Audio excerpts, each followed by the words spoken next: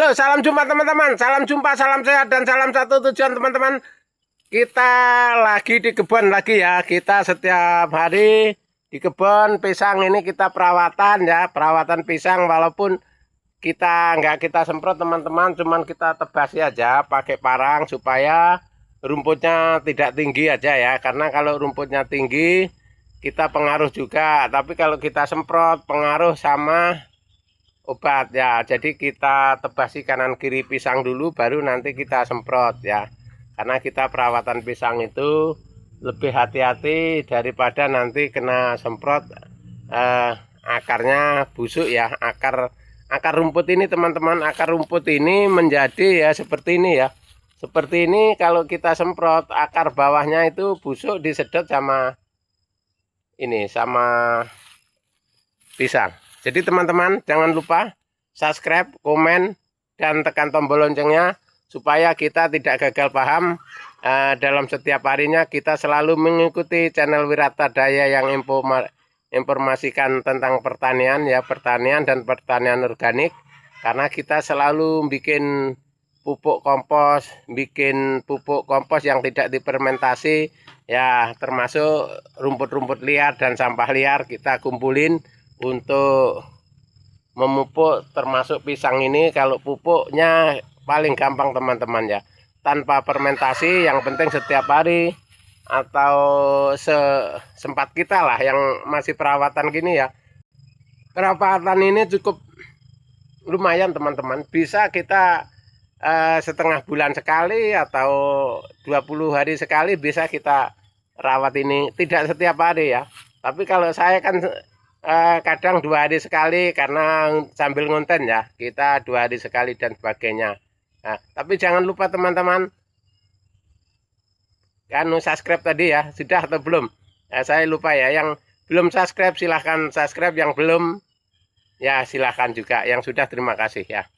Nah, jadi begini teman-teman, untuk cara kerja kita itu kalau nanam pisang begini kita modalnya ringan teman-teman ya. Artinya teman-teman yang pemula, petani pemula atau yang baru datang merantau ya, merantau dari Jawa ke Kalimantan ini, kita belajar untuk berkebun budidaya pisang yang biayanya tidak seberapa tapi menghasilkan ya.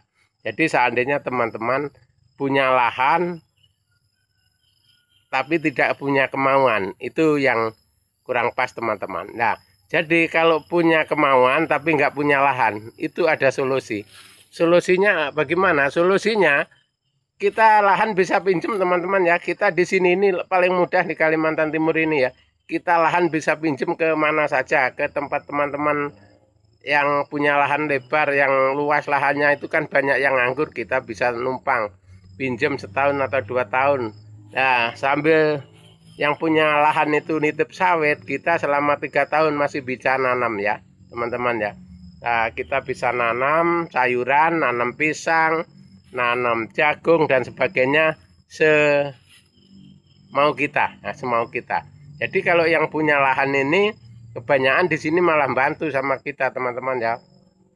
Biasanya kita masih dibantu obat rumput apa, jadi kurang enak gimana orang merantau yang belum punya modal, belum punya lahan, tapi punya niat mau bertani, insya Allah akan terlaksana. Kebanyakan teman-teman di sini yang tani 1 tahun numpang punya orang atau pokoknya 2 kali musim toh, itu sudah bisa beli teman-teman ya.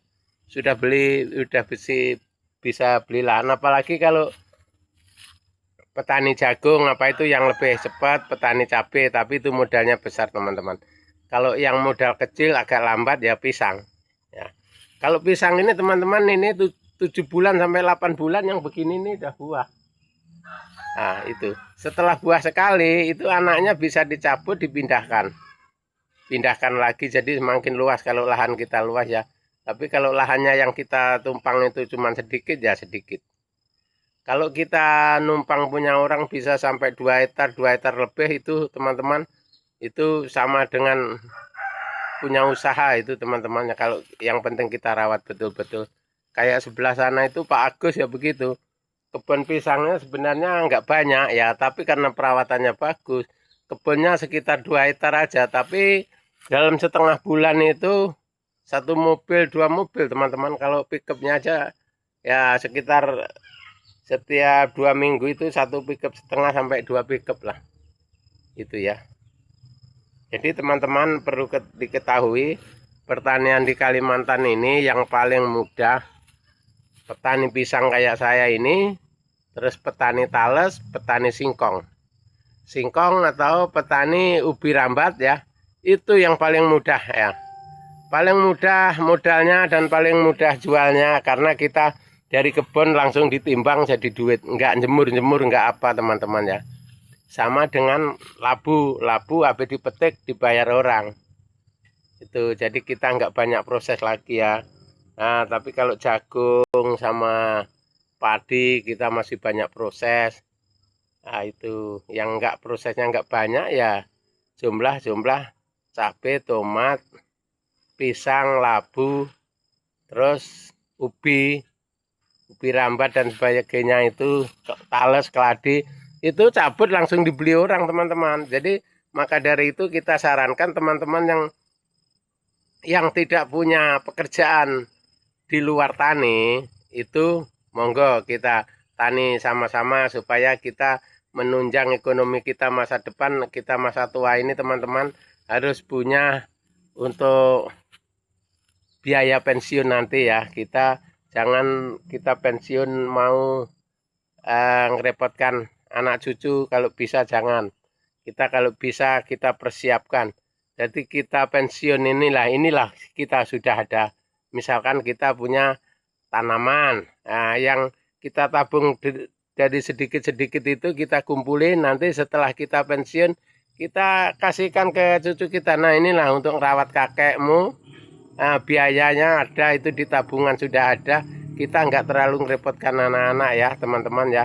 Itu ingatkan yang perantau-perantau yang belum mapan, yang khususnya perantau ya, yang belum mapan, simak video ini baik-baik supaya bisa untuk dicontoh atau bisa dipelajari. Siapa tahu kalian minat, bisa dilaksanakan. Oke, terima kasih teman-teman, semoga bermanfaat. Sampai jumpa di video kita yang akan datang. Terima kasih.